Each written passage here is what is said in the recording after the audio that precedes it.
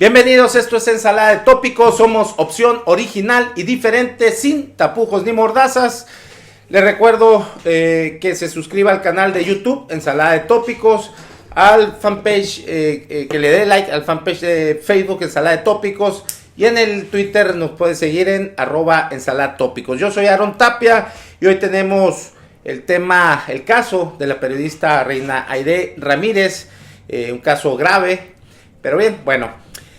La violencia es la cara más visible de un problema mucho más profundo, como es el cáncer de la corrupción y su metástasis, la impunidad. Y de ahí surgen, se derivan muchos problemas, como puede ser el rezago educativo, el económico, la desigualdad social, la crisis, la debilidad de las instituciones. Y en fin, muchos casos más, la falta de oportunidades, la pobreza extrema, en fin. Y cuando se ejerce el periodismo a cabalidad y con honestidad, y exhiben todo este tipo de enfermedades sociales, pues en gobiernos o desgobiernos autoritarios pretenden acallar a periodistas que ejercen de esa manera el periodismo. Y este es el caso de Reina Aide Ramírez, una trayectoria de más de 25 años, impecable, reconocida en el medio y en radioescuchas, en lectores, en fin, una verdadera escuela del periodismo sonorense, sobre todo en periodismo de investigación. Y bien, ella sufrió alrededor de hace una semana un suceso muy lamentable, que bueno, está aquí para que ella nos los narre, nos dé un resumen, aunque ya ha estado mencionado, ¿no? En medios como Juan Carlos Zúñiga, Proyecto Puente de Luis Alberto Medina, que Libera creo que Radio también. Libera Radio, que han sido los únicos medios acá en El Sol de Hermosillo, ¿no? también. El Sol de Hermosillo también lo manejó. Okay. Muy bien. ¿Qué pasó? Vi ayer por ahí una notita de dossier político que también lo ha mencionado a nivel local. Okay. ¿Qué fue lo que sucedió? Pues primero, gracias por la oportunidad, porque cuando uno está en esta situación y busca la oportunidad, hay una reacción inmediata de parte de del poder y empiezan a bloquear todo, ¿no? ¿Cuál era el trabajo que Bueno, nosotros somos un equipo. Yo soy parte de un equipo de más personas que son periodistas de otros estados. Y estamos haciendo, ellos me invitaron a un proyecto para hacer un trabajo sobre la minería en Sonora. Estamos trabajando en eso, no puedo comentar mucho al respecto porque está en proceso todavía. Bueno, uno de los puntos que teníamos a visitar era la mina El Bajío, el predio El Bajío en Caborca. Y fue el último punto que visitamos. Estando dentro este ejido tiene una problemática muy particular. Hay una sentencia, hay un fallo y hay una persona que está posesionada y que no permite la entrega del ejido. ¿Que esa persona? Esta persona es Rafael Pavlovich. Tío de la gobernadora. Tío de la gobernadora Claudia Pavlovich. Estando dentro del predio, nosotros nos abordan unos hombres armados. ¿Alrededor de cuántos? Pues la cifra es alrededor de, yo mencionaba 3 con Juan Carlos y entre el grupo de todos nosotros que íbamos, éramos 5 periodistas, llegamos a una cifra estimada de alrededor de 6 personas. 6. Sí, alrededor, o sea, no tenemos una cifra exacta todavía porque no lo hemos visto bien para la cuestión de la denuncia. Bueno, el chiste es, lo que pasa es que llegan estas personas, nos cuestionan qué estamos haciendo ahí. Desde el primer momento nos piden bajar la cara. ¿No? Nos ponen de espalda desde el primer momento, incluso antes de bajar del vehículo. Era un vehículo y nos piden recargarnos sobre el vehículo de nosotros. Y de espaldas, sin ver, sin voltear, sin nada, nos piden identificación, las revisan, nos hacen preguntas de dónde venimos, qué estamos haciendo ahí. Nosotros nos identificamos desde el primer momento como somos periodistas, por favor, pues no disparen. Y empiezan ellos a cuestionarnos. Finalmente, algo pasa que nos dicen, nosotros estamos resguardando los intereses del señor Rafael Pavlovich y nos piden que tomemos nuestras cosas y nos retiremos de ahí sin voltear, ¿no? O sea, en ningún momento los vimos a estas personas. Y salimos de ahí, tratamos de... Nosotros habíamos entrado, gracias a Dios, con una especie de protocolo. Bueno, cuando uno está en esta situación, pues no sé si ya cualquier protocolo resulte inútil, pero gracias a Dios salió todo bien. Logramos salir después de hora y media de ahí del ejido, porque son brechas, es una extensión grande. Son alrededor de 20,000 hectáreas y son puras brechas y nos perdimos varias veces. Era de día, o sea, había luz todavía y aún así nos extraviamos un poco, quizá por el nerviosismo. No paramos nosotros hasta salir de Caborca. Okay. Salimos totalmente de Caborca y llegamos hasta que llegamos a Santa Ana, no paramos. A lo largo de este proceso, de esta salida, se activa el protocolo de seguridad que llevábamos nosotros. O sea, ustedes avisaron con otras organizaciones periodísticas. Se formó un grupo un grupo de seguimiento de nosotros. Cada que estábamos en un lugar teníamos que estar avisando y todas esas cosas, ¿no? Antes de entrar, antes de salir, ir, venir. Que estos son mecanismos, como dices, es un mecanismo de protección para quien está trabajando. Con diferentes organizaciones periodísticas. Y que están trabajando temas de riesgo. ¿Estas organizaciones son nacionales e internacionales? Son nacionales y está CPJ, que es internacional, y también PEN, bueno, en este caso estaba CPJ. Entonces, gracias a esto y a muchas cosas que se conjugaron, logramos salir. Se activa esto, las personas se hace un operativo y finalmente logramos salir a salvo. Ilesos porque no nos tocaron, no nos amedrentaron físicamente ni nos violentaron de otra manera, ¿no? O sea, entonces ustedes ya salen finalmente de Caborca, ya vienen en carretera y ustedes dan aviso a la autoridad. Esa misma noche, bueno, sería como la 1 de la mañana, yo creo, después de las 12, que yo mando un mensaje a una persona del gobierno para decirle que lo que había pasado. ¿Puedes decir que o no se puede? Sí, a la directora de comunicación, porque ya le habíamos estado mandando mensajes de una entrevista para el proyecto que estamos trabajando. Okay. Bueno, entonces ella dice que lo va a comentar, que lo va a revisar y... Es la directora de comunicación social del gobierno del estado, ¿no? Sí. Entonces, antes hubo otro mensaje, pero ese mensaje no llegó al destinatario, entonces por eso no lo quiero mencionar. Okay. Y porque prometí no mencionarlo. Una autoridad también. A otra autoridad que no le llegó el mensaje y no lo voy a mencionar. Bueno, entonces al otro día nosotros, pensando que no nos iban a dar la entrevista porque nos estaban dando, no nos daban hora, buscamos la agenda de la gobernadora y abordamos a la gobernadora en un evento en el Centro de las Artes a otro día. Ahí la gobernadora sí nos atiende y nadie nos impide, la verdad, aunque se haya formado un protocolo de seguridad ahí alrededor de ella, de los que tienen, no nos impiden acercarnos y le comentamos. Y ella lo primero que hace es tratar de desligarse de su familiar. Sí reconoce que es su familiar, ella dice que es su tío, pero no es un tío cercano, y se enfoca en ese tema. Finalmente dice, sí, nos pide que hagamos las denuncias correspondientes. Nosotros, más bien la entrevista era por el tema del conflicto agrario que está.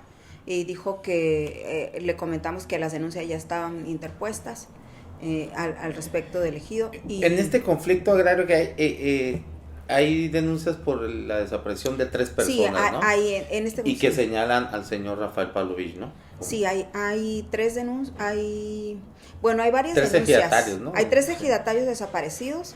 El conflicto data desde el 2013, que empieza a ponerse más pesado.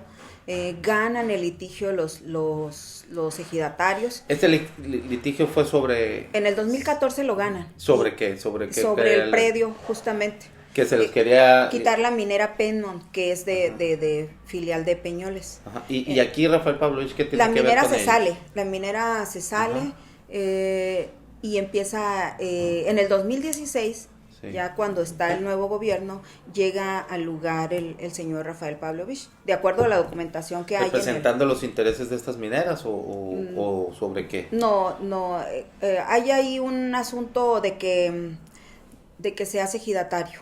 Entonces, Rafael Pavlovich. Sí, hay un movimiento ahí porque busca ser parte de del predio, tener participación en ese predio. Uh-huh. Entonces, la minera se retira, se para todo el tajo, todo, y empieza otro conflicto que empieza en el 2016. ¿Y en esos terrenos por qué se especula o por qué el pleito? ¿Ahí se supone que hay oro? Bueno, es que era una extensión de la minera. La minera buscaba extender hasta allá su explotación. Y es una mina, la herradura es una mina de oro. Okay. Se supone que esa extensión hay ese mineral y eso es lo que motiva a muchas personas a buscar ese espacio. Muy bien. Bueno, entonces volvemos al evento donde abordan a la gobernadora. Y bueno, ella básicamente lo que hace es tratar de deslindarse de su familia. ¿Y cómo sentiste? A mí eso no me pareció indolente o solidaria. No, de ninguna manera. No. En ningún momento se mostró solidaria, más bien a la defensiva. Okay. Y eso sí fue como una alerta para mí, o sea, no aquí no va a haber respuesta. Okay. Cuando yo trato de explicarle lo que es la situación y insiste en que pongamos una denuncia. Okay. Yo le comento que ya habíamos estado tratando de localizar a la fiscalía y, bueno, pues o sea, sigan en eso, ok, está bien. Se acaba, terminamos en que nos iban a dar una entrevista que está pendiente, que nos quedaron de avisar mañana martes, para ver cuándo va a ser con ella, sobre el tema, no tanto sobre nuestro ejercicio periodístico o sobre lo que pasó, es sobre el tema que tenemos en el proyecto de la minería en Sonora. Pasa esto y yo insisto con la gente de comunicación sobre la entrevista con el fiscal. Fiscal general del estado. Del fiscal Rodolfo Montes de Oca. Y resulta que la directora se porta en todo momento, la verdad no quisiera decir lo contrario, ella se ha portado muy, muy amable, muy atenta. Ella fue ejerciendo su trabajo. Sí, su trabajo. Ella sí en algún momento me muestra su solidaridad. Digo, no es que uno esté esperando que vengan y te apapachen o te preguntes cómo estás, si es autoridad. Uno lo que busca simplemente es que cumplan con su trabajo. Okay. Y que actúen conforme a la legalidad en Sonora. No pasa, me dijo, yo te voy a avisar cuando ya pueda hacer la entrevista. Ella ofrece seguir insistiendo para que haya una entrevista. Finalmente, incluso me pregunta, me comenta que ya estaban organismos llamando a la fiscalía para ver este asunto. Uno de esos fue CPJ, que en ese momento estaba llamando, Jan Albert Hosten, que se ha portado excelente en este caso, la verdad. Muy bien, ha estado muy pendiente del caso, de nuestra integridad sobre todo. Y bueno, finalmente por la noche yo recibo una llamada del jefe de comunicación social del estado. La noche. De la fiscalía, como alrededor de las 8:30, 9. Uh-huh. Alrededor de las 8, para no caer en imprecisiones, porque de repente yo sentí que cualquier cosa que yo diga puede ser usada en mi contra por parte de las autoridades. Por eso no quisiera ni precisar horas, ni fechas, ni momentos, ni cifras de ningún tipo. Entonces tú recibes esa llamada del director de comunicación de la Fiscalía General del Estado, David Sinoue. Daniel, perdón. Y yo estoy esperando, bueno, yo pensé que ya iba a decirme cuándo iba a hacer la entrevista. Y me empieza a comentar que hacerme preguntas sobre el hecho particular. Y yo digo, pues es que a mí me gustaría tratarlo en la entrevista. Ya tenemos todo el día pidiendo... Sobre el hecho particular, o sea, la amenaza que sufrieron por los hombres armados. Sí, la amenaza que habíamos sufrido. Y dijo, es que quería saber, entre varias cosas precisas, quiénes éramos, qué estábamos haciendo ahí, cosas así. Preguntas que no, bueno, son parte de lo que yo hubiera comentado si a mí me hubieran dado pero no por teléfono. Pero no las iba a comentar por teléfono. Exactamente. Entonces, en eso estaba la charla tratando de yo preguntando en qué momento iba a hacer la entrevista. O sea, ¿te sentiste interrogada, más bien? No, en ese momento, ¿No? Con él no, estuvo bien, no, es que todo va a ser a través de mí, me dice, bien, entonces por favor dime cuándo va a ser la entrevista. Y en ese momento aparece la voz del fiscal y me comenta que yo escucho que es una voz en un tono alto, para no decir que me gritó, para que era un tono alto, inadecuado totalmente. O sea, se notaba molesto. Estaba molesto y por alguna razón. Y yo en ese momento pues me sorprende, porque yo lo que estaba esperando era que me dijeran, vente a tales horas, te vamos a recibir para la entrevista o incluso para platicar el tema. Que hasta ese momento dentro del protocolo nosotros habíamos dicho que no pase a mayores, ya estamos gracias a Dios a salvo, vamos a seguir con nuestro trabajo, todo va a quedar así tranquilo. Y era como acudir a ellos, era como una especie de, oye, pasó esto, para notificar lo que estaba pasando y que estuvieran atentos. Quizá ni siquiera que saliera a la luz, pues. Habíamos acordado que ni siquiera un nombre, menos el mío, porque yo estoy en Sonora, salieran a la luz pública. Y eso era parte de lo del protocolo que teníamos. Pero en la llamada, yo ante el tono, la verdad fue para mí muy sorprendente por muchas razones que pues de momento no quisiera decir, que no voy a decir quizá nunca. ¿Te sentiste amenazada? Y me empiezo a sentir amenazada. O sea, por más bien amenazada por el tono. O intimidada. Intimidada, amenazada, porque me dice muchas cosas que yo las comentaba ahí con Juan Carlos, Juan Carlos Zúñiga. Con Juan Carlos Zúñiga en su programa en Reporte 100, Uniradio, que llega un momento en que me dice que después de que toda una plática enfocados en un punto, me dice que me tiene todo grabado y que lo va a hacer público. Entonces yo digo... ¿Y tú autorizaste a que te grabaran o por qué? Sí, no, le dije yo que si él me lo hubiera dicho desde un principio, pues no tendría ningún inconveniente, pero no me había avisado que me iba a grabar la conversación. Y bueno, entre otras cosas, yo trataba de estar muy serena porque después de todo lo que nos había pasado, yo venía ya tranquila porque habíamos salido, pues. Uh-huh. Pero después de esta llamada yo me siento así como intimidada, y más que intimidada, amenazada, me sentí como en la indefensión total. Dije yo, si ellos no van a tomar nota de lo que pasó, entonces yo tengo que buscar mi propia defensa. Así es. Y ya periodistas de a pie había lanzado una alerta sobre que estábamos ahí, que estábamos tratando de salir y de alguna manera pues para que se pusiera ojo en eso, sin no mencionar nombres ni nada parecido. ¿Y no te dio alguna razón del por qué la molestia del fiscal? Quizás, no sé, ya habían estado buscando entrevistas con él ya habíamos buscado entrevistas, sí, pero... No, las demás, cuando ustedes activan estas alertas con las organizaciones de periodistas, pues yo me imagino que los periodistas empiezan a buscar entrevistas para ver qué sucedió, ¿no? Sí, ellos empezaron, pues a lo mejor por eso, porque desde el primer momento ellos empezaron a llamar, y no sé si de la noche anterior, las organizaciones, para ver de qué se trataba. A ellos les dijeron que la directora de comunicación me comenta que les estaban diciendo que ellos no tenían denuncia, que no tenían conocimiento del tema, porque hasta ese mediodía no lo tenían, el martes, hace una semana. Entonces yo decido por la mañana, sale lo de la alerta, lo retoma, gracias a Dios lo retoma, lo ve Juan Carlos, lo ve en otros medios y me llama. Y yo todavía ahí yo no me sentía segura de decir salgo, porque sé lo que implica enfrentarte al poder. Lo he hecho 25 años, he estado siempre. Estuviste prácticamente exiliada los 2 o últimos 3 años del sexenio de Padres, ¿no? Pues 5 años. 5 años. 5 años en el sexenio de Padres. Tú eras corresponsal ahí de Reforma, Grupo Reforma, sí, ¿no? Yo era corresponsal, fui corresponsal de Reforma casi 20 años y hasta el 2016.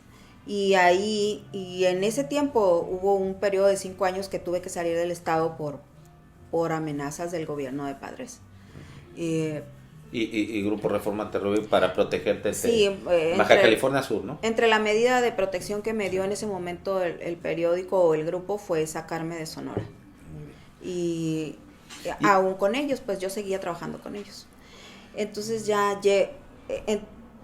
hoy que no estoy en Reforma, o sea, yo me di muchas cosas, no estoy en Reforma ya hace un año y medio pasado, varios meses, y no tengo el respaldo de este grupo, no tenía otro respaldo. Entonces yo digo, pues lo voy a tener que decir, ni modo, o sea, salir. Están todas estas organizaciones que han actuado. Después hablamos de lo local, sí, ¿no? Que ahí yo creo que hay una ausencia, como mencionábamos, entonces son muy pocos los medios que se han solidarizado contigo, y los periodistas. Y a pesar de su propio riesgo, ¿no? Y a pesar del propio riesgo que implica hacerlo. Así es. Bueno, entonces tú después de esta llamada... Acepto la llamada con Juan Carlos y con Luis Alberto Medina y con todo, dije yo, el que me quiera escuchar o el que lo quiera replicar, porque me sentía en la indefensión y lamentablemente en México siempre es así, o sea, siempre es así. Si te están victimizando, o sea, si ya padeciste algo, una violencia, y vuelves a caer en lo mismo, o sea, la autoridad en vez de responderte con no que te proteja, o sea, no, claro, para eso están, pues está para proteger, para las víctimas tienen que protegerlas. De hecho hay una ley de atención a víctimas y que aquí no está todavía aplicada. Incluso un fondo, ¿no? Hay un fondo y no lo digo por mí, porque yo la verdad nunca me he asumido como víctima. Yo siempre he pensado que cualquier cosa que me pase a mí es mucho peor lo que vive la gente que vive el día a día. O sea, yo siempre he dicho, si a mí me hacen algo así, siendo, si acaso que estoy en ese círculo, imagino, siempre me pongo en el zapato de la gente que lo vive a diario y no tiene cómo gritarlo, y que nadie lo conoce para hacerle caso. Entonces yo digo, bueno, gracias a Dios, hubo gente que me puso atención y por primera vez, eso sí lo dije, en 25 años es la primera vez que yo me siento apoyada por muchas personas, por muchísimas personas, incluso con compañeros. Muy bien. Fíjate, bueno, yo escuchaba el día viernes, que estuviste tú también al aire vía telefónica con Juan Carlos Zúñiga, que fue tu intervención después de la de Iván Jaimes, que es el director jurídico, ¿no? del gobierno del estado. Y él mencionaba algo, a mí me saltó mucho, no me llama la atención porque pues yo sé que trabajan para ello, para proteger los intereses de los gobiernos en turno, ¿no? Pero mencionaba como queriéndose, bueno, yo sentí que entre líneas pues prácticamente negaba todo lo que tú señalabas de ese maltrato que recibiste por parte de la Fiscalía General. Y dice, tratando de excusar o tratando de reafirmar el nulo pues amenaza que pueden sufrir los periodistas en el estado de Sonora, decía, somos el estado número 8 de los 32 en cumplir con las mejores condiciones para que los periodistas realicen su trabajo. Bueno, pero eres el número 8 de un país que es el país más peligroso del mundo para ejercer el periodismo. Esto no lo digo yo, lo dice la Federación Internacional de Periodistas y Reporteros Sin Fronteras, ¿no? En México, el 2017 fueron donde más periodistas fueron asesinados ejerciendo su profesión. Sí. Fueron 13, más por encima de Afganistán e Irak con 12, y sobre Siria, que tuvo 11. Siria, un país que está en guerra. Exacto. Tanto miedo que nos quieren infundar con Venezuela. Y en Venezuela no ha muerto, no fue asesinado ni un solo periodista en el 2017. Bueno, entonces, creo que eso no es ninguna, o sea, siempre con estos indicadores te quieren apantallar, ¿no? Y tratar de cubrir muchas carencias. Un solo periodista que sea amenazado, con eso es suficiente. No tienes por qué estar pues alardeando con esos indicadores. Además, yo siempre he dicho, aquí en Sonora, la gran fauna periodística, la mayoría, no digo que todos, la mayoría, pues tú sabes, los convenios los convenios estos publicitarios con el gobierno, bueno, pues se autocensuran, se autolimitan. ¿Y a quiénes pueden estar amenazados en Sonora? Que no seas tú, que no sea Juan Carlos Zúñiga, incluso Luis Alberto Medina y algunos periodistas más. No quiero seguir con porque me van a faltar más periodistas de los honestos, claro que lo hay.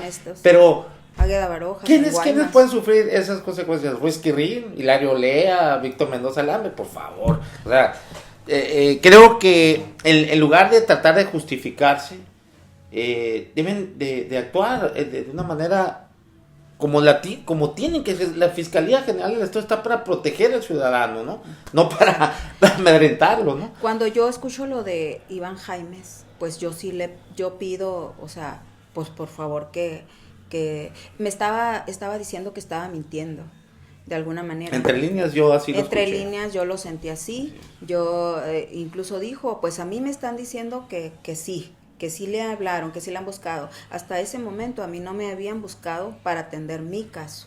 Así es. Y el de mis otros compañeros. En ningún momento. La primera reacción fue defensiva, tratando de desligarse del tío.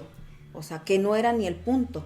Porque independientemente del parentesco, hay una acción de impunidad ahí. O sea, no se ha podido ejecutar una sentencia que ya está definida por un tribunal agrario. Y al contrario, se ha tratado de enredar. Así, incluso no aceptaban las denuncias de desaparición del líder ejidatario, ¿no? No aceptaban las denuncias, y yo fui una de las periodistas que acompañó, de las reporteras que acompañó a los ejidatarios a verificar si era verdad. Estuvo Televisa también en ese y sacó la nota. En ese evento, no tengo idea. Porque muchas veces los reporteros, y tú lo sabes, están ahí, ellos cumplen con su trabajo, pero resulta que la empresa, el medio de comunicación no la sabe. Bueno, ese es otro punto que también es otro tema, parte de la libertad de expresión. Pero estuvimos ahí, y el día que estuvimos ahí sí les recibieron la denuncia. O sea, ellos tenían días batallando, y vinieron a Hermosillo, y coincidió con la fecha que estábamos nosotros tratando de conseguir la información. Y coincidió con eso, y quisimos corroborar que no se la recibía. Estuvimos ahí. Se documentó eso, Televisa lo tiene. Bien. Si estamos viendo que en vez de hay la desaparición de 3 personas por este conflicto, o sea, ya el asunto es un asunto federal, porque es una sentencia federal, un tribunal agrario, pero el hecho de que se desaparezcan personas ya es del fuero común. Así es. Entonces no les aceptan la denuncia, y entonces sí se involucra el Estado. Y ahí es el punto que nosotros queríamos tratar con ellos, o sea, ¿qué está pasando en Sonora? Okay. Porque tenemos muy claro que el asunto es agrario, que es federal. Eso es otro punto. Bueno, pasa esto. Cuando yo escucho a Iván, él también siento que lo primero... Iván Jaime, el jurídico del Estado. Lo primero que hacen, sacan una carta de este familiar. Desligándose, o sea, ¿no? ¿Cómo lo hicieron? Se la mandan, o sea, no entiendo cómo fue eso, pero bueno, ya está la carta. No sé si lo obligaron a decir, oye, deslígate o qué sé yo, pero bueno. Y ahí digo yo, bueno, sigue insistiendo en que el problema es desligarse de él. Uno, aunque nuestros familiares sean lo peor del mundo, no te puedes desligar de ellos. Sí.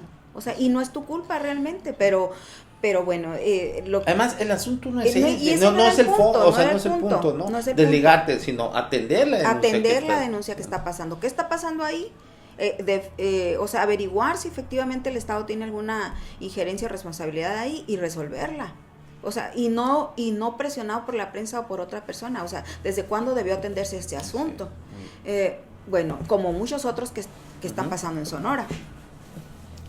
Bueno, el caso es que cuando yo lo escucho, pues la verdad ahí la indefensión ya fue mayor, porque si insisten en fijar la postura de que no es familiar, seguir a la defensiva y decir que el fiscal no me maltrató, y decir que, o sea, 3 puntos mencionó esta persona, y pues entonces dije yo, la postura de ellos va a seguir así, va a ser así, y yo no tengo mayor defensa que salir a decirlo al que me quiera escuchar.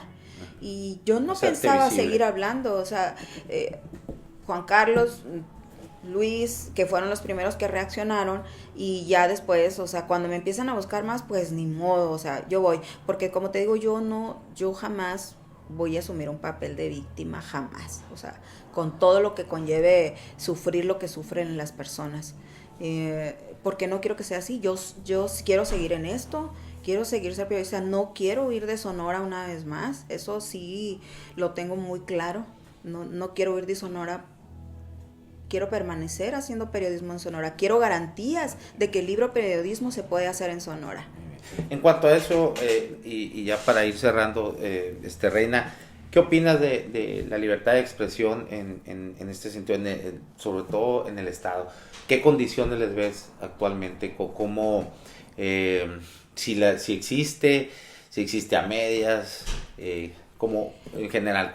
La situación de Sonora yo la veo, hay mucho de autocensura, porque pues uno cuando pone en la balanza... No, pues el año pasado creo fueron alrededor de 300 millones, 400, algo así, no recuerdo ahorita la cifra, que se pagó de publicidad. Sí. Eso es lo oficial, ¿no? Ese es un punto de lo... Lo que puedes rescatar de transparencia, ¿no? Es que quizá lo podríamos dividir en varias partes. Ese es un punto, lo de la publicidad, que de repente uno se siente comprometido por esa causa. Otro es la autocensura. Y la autocensura yo creo que es más fuerte incluso que la situación económica, porque no puedes salir aunque te solidarices en lo personal, en lo muy así, mandar un mensaje de apoyo a un periodista que está sufriendo este tipo de abusos, ya tiene consecuencias. Cualquier acción, sí, a toda acción hay una reacción, a toda acción hay una reacción. Entonces yo entiendo, y lo he dicho muchas veces, se los he agradecido incluso que no hayan manifestado en pro o en contra, porque yo entiendo que eso, sé las consecuencias de eso, las he visto, y no en mi persona, en otras personas, que cualquier muestra de apoyo, cualquier línea que tú pongas de cualquier asunto implica una acción económica. O sea, yo he cubierto muchas cosas ahora en este gobierno, eso sí me gustaría decirlo. Cuando recién llega el nuevo gobierno, yo tengo varios hechos así de ataques, cuando se los comento a la gobernadora, los frena. Sí, ¿Ataques de qué sentido? ¿De pues, quién? Bloqueo de información. ¿Del mismo gremio? No, del gobierno. Okay. Yo, el gremio es otro punto. Que yo he estado tratando de que se una el gremio, a pesar de las diferencias, a pesar de las profundas diferencias que tenemos algunos. Yo he tratado de que hagamos algo que nos proteja. Así es. Porque justamente es eso, una línea es algo muy grave que ya tiene consecuencias. Entonces, cuando pasa esto, pues ya... O sea, nosotros, lo que yo quiero, si esto da oportunidad a que nosotros tengamos si esto da pie para que se pueda abrir una pequeña brecha para tener libre periodismo en Sonora, que se nos den las garantías para ejercer nuestro trabajo, pues eso sería lo mejor que pudiera surgir de esto, porque no tener miedo, o sea, no tener autocensura de decir la mínima cosa. A veces ni siquiera tienes que estar cubriendo el gran evento, porque te autocensuras por cosas mínimas, de no decir qué zapatos trae, de no decir que otra situación que parecen mínimas, y que tú dirías, por esto te están censurando, por esto te atacan. Exactamente. Entonces, ellos lo padecen, incluso que tengas convenio lo padecen.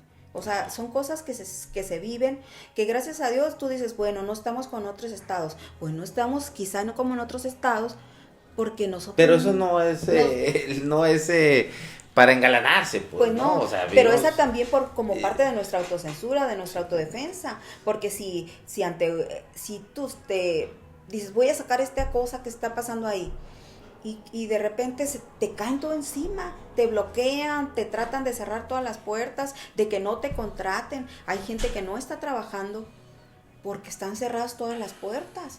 ¿Sabes por qué pasa eso, Reina? Porque desafortunadamente el gremio no está unido, y no está unido porque en ese gremio lo integran muchísimos pseudo periodistas, que más bien son extensiones de comunicación social, que solamente van de periodismo, tienen lo que yo de astronauta, y solamente van por el dinero público, un modus vivendi, e incluso hasta parecerían a veces agentes encubiertos, ¿no? De la Secretaría de Gobierno o algo por el estilo.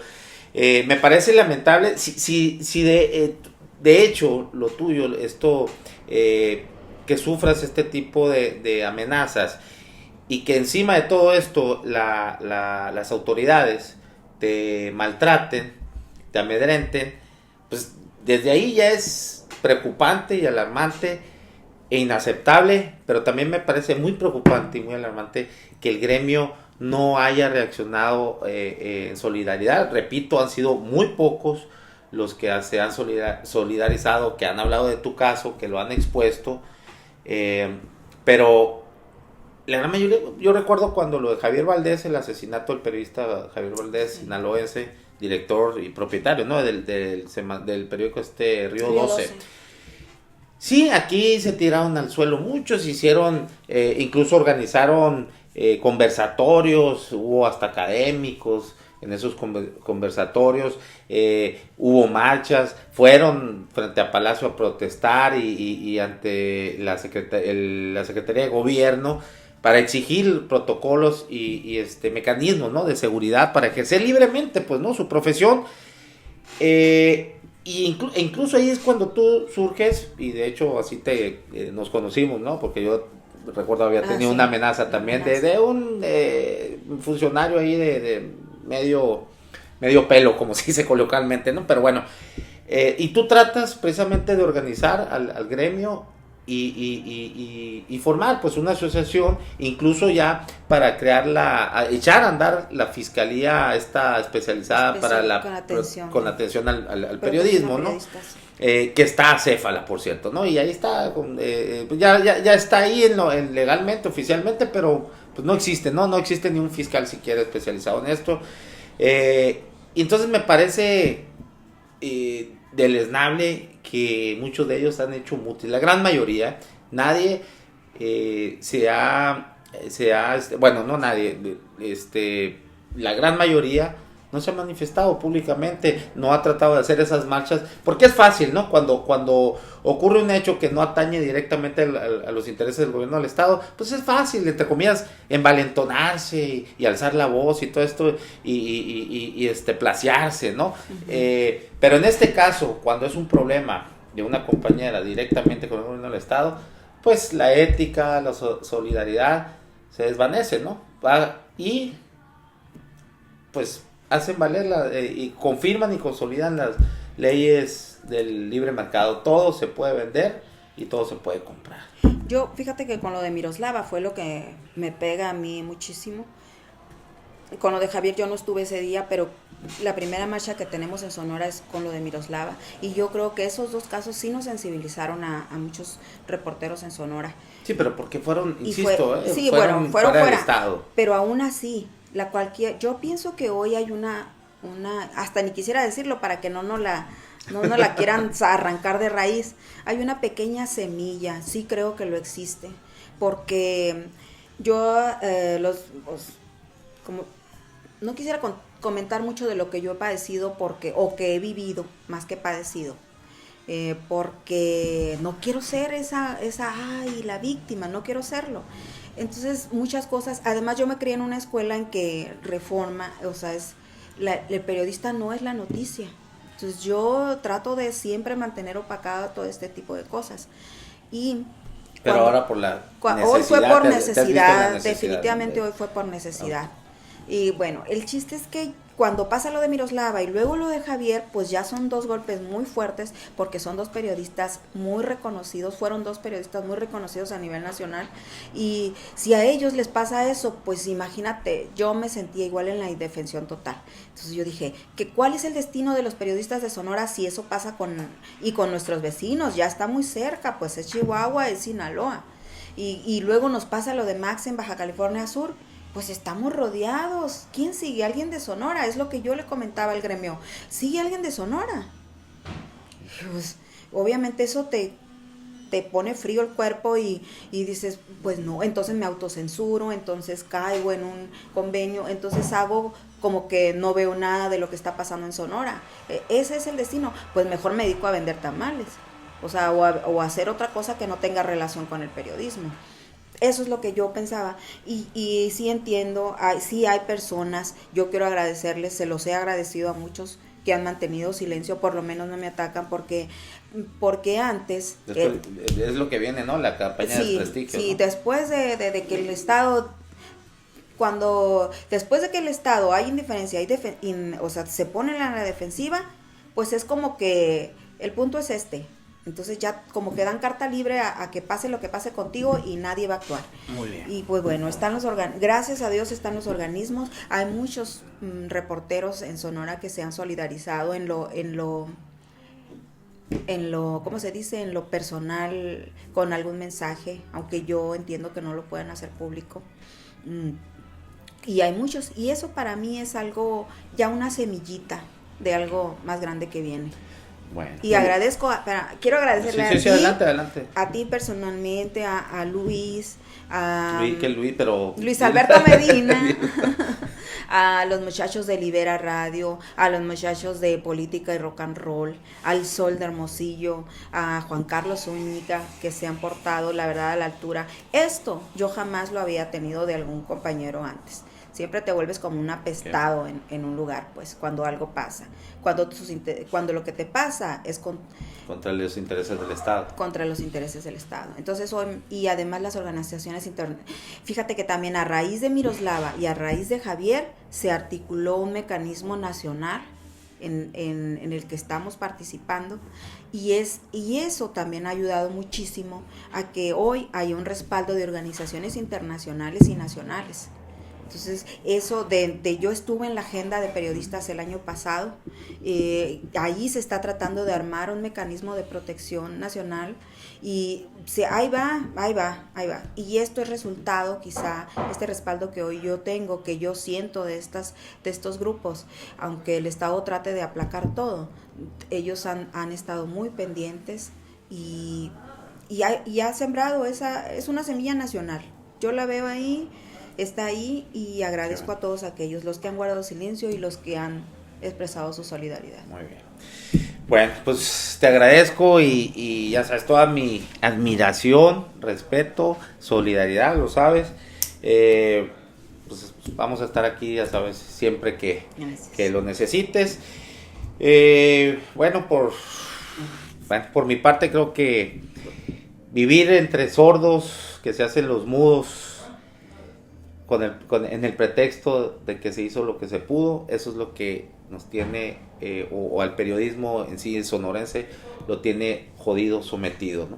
Es cierto que hay avances, como tú dices, antes nadie te hubiera dado el apoyo, hoy hay una generación un poco más reactiva, ¿no? a este tipo de hechos. Y bueno, pues hay que celebrarlo, pero hay que seguir fomentándolo, fortalecerlo y tratar de sí encuadrar, de embonar un gremio verdaderamente comprometido con el periodismo para activar esos mecanismos de protección. Sí, yo eso es lo que puedo decir yo, no tengan miedo, yo creo que podemos hacer un frente común de apoyo. Esto fue Ensalada de Tópicos, somos opción original y diferente, sin tapujos ni mordazas. Yo soy Aaron Tapia.